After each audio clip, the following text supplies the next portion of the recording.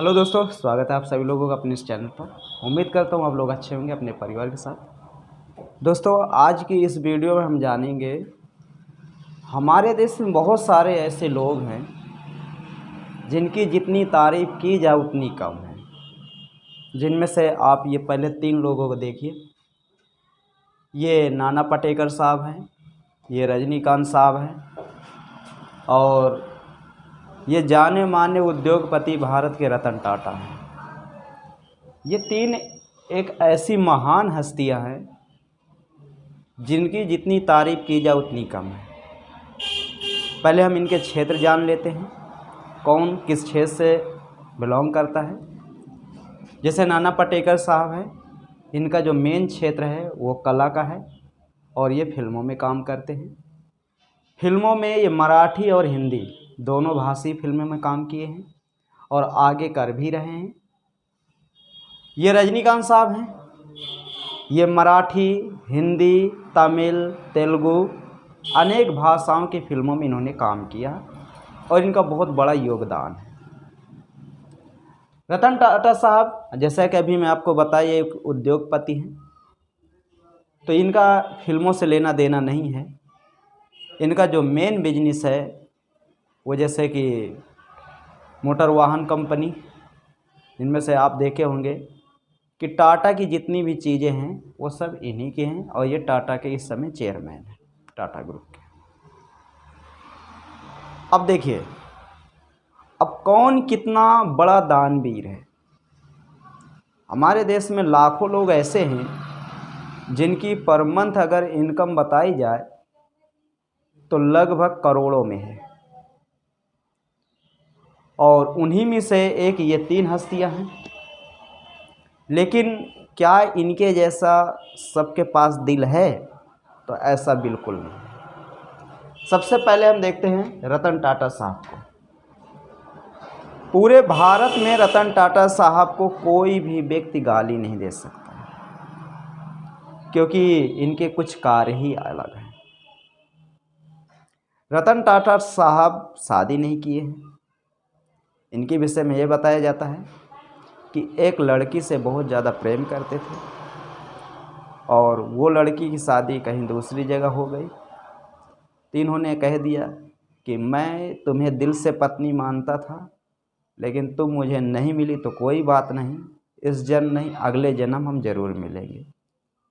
तो कहीं ना कहीं देखा जाए, एक सच्चा प्रेम को कैसे निभाना चाहिए, इनसे बेटर कोई नहीं शायद बता सकता।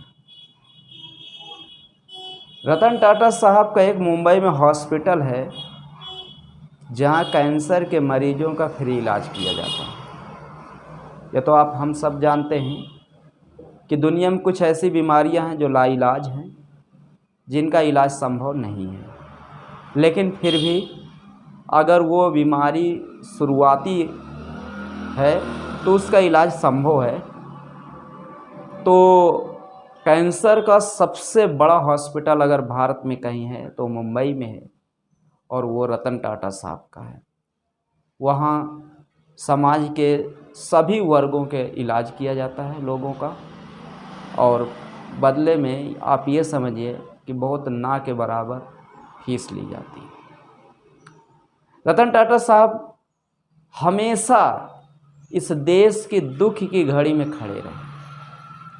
जब जब इस देश में आर्थिक संकट, किसी भी प्रकार की कोई भी आपदा आई हो, रतन टाटा साहब खुल के अपना हाथ आगे बढ़ाए। जैसे कि अभी कोरोना आया था, कोरोना के समय सबसे ज़्यादा दिक्कत आई थी ऑक्सीजन की, और मैं आपको बता दूं, ऑक्सीजन 85% वहाँ पर यूज किया जाता है जहाँ पर लोहे के बड़े बड़े कारखाने हैं।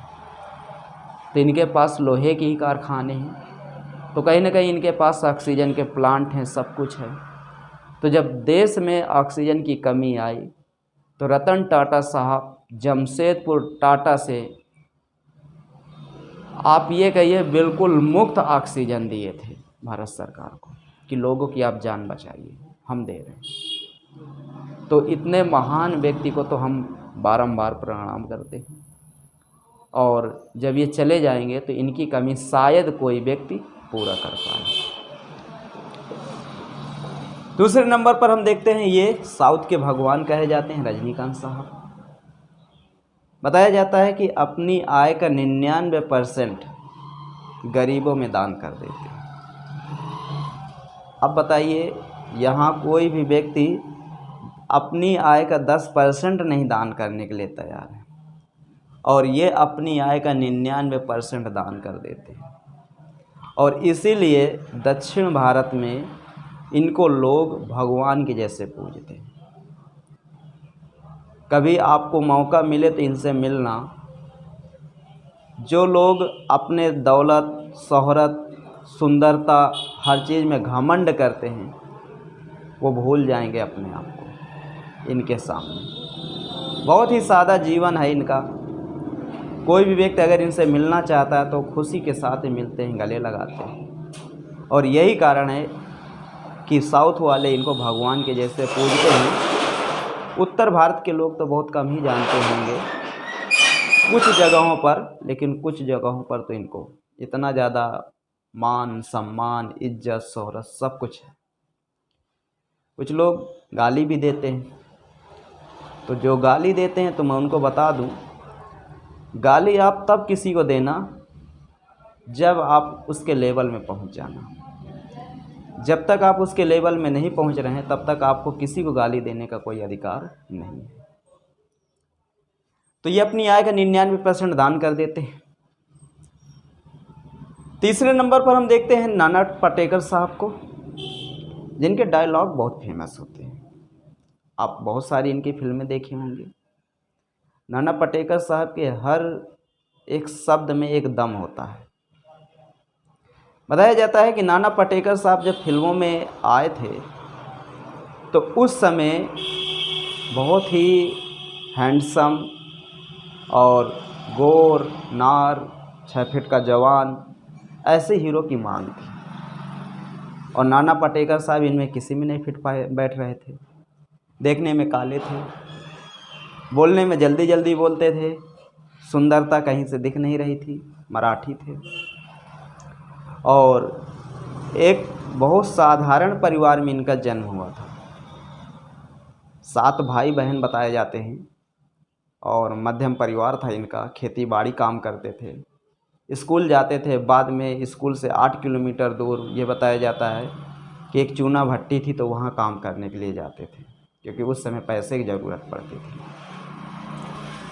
इतना संघर्ष करने के बाद इनका जो मेन रुचि थी वो कला के क्षेत्र में थी, और ये चाहते थे कि मैं भी एक कलाकार बनूं। लेकिन कहते हैं ना कि अगर आप एक कदम आगे बढ़ाओगे तो ऊपर वाला आपको 2 कदम आगे बढ़ाने की और शक्ति देगा। आप बढ़ा के तो देखिए। नाना पाटेकर साहब ने साबित कर दिया कि सुंदरता मायने नहीं रखती, शरीर मायने नहीं रखता। आपके अंदर जो कला है, आपके अंदर जो ऊर्जा है, आपके अंदर जो ताकत है, आपके अंदर जो विवेक है, आपके अंदर जो साहस है, वही आपको आगे बढ़ाएगा। और आज आप देख लीजिए, पूरे बॉलीवुड में कोई भला नाना पाटेकर साहब का अपमान कर दे, नहीं कर सकता। पूरे भारत में नाना पाटेकर साहब को भला कोई गाली दे दे, नहीं दे सकता, क्योंकि इन्होंने समाज का कभी अनभला देखे ही नहीं, या ना अनभला करने का सोचे। बताया जाता है कि अपनी आय का 90% गरीबों में दान करते हैं नाना पाटेकर साहब। ये कोई महलों में नहीं रहते, हमारे और तुम्हारे जैसे एक छोटा सा 2 कमरे का घर है, वहाँ अपने माँ के साथ ही रहते हैं।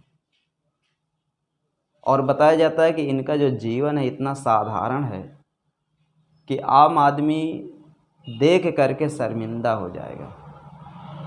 हम लोग जैसे खाना खाते हैं, सेम वही कंडीशन इनका भी है। बहुत सारे लोग सोचते होंगे कि बहुत अच्छा खाते हैं, ऐसा नहीं।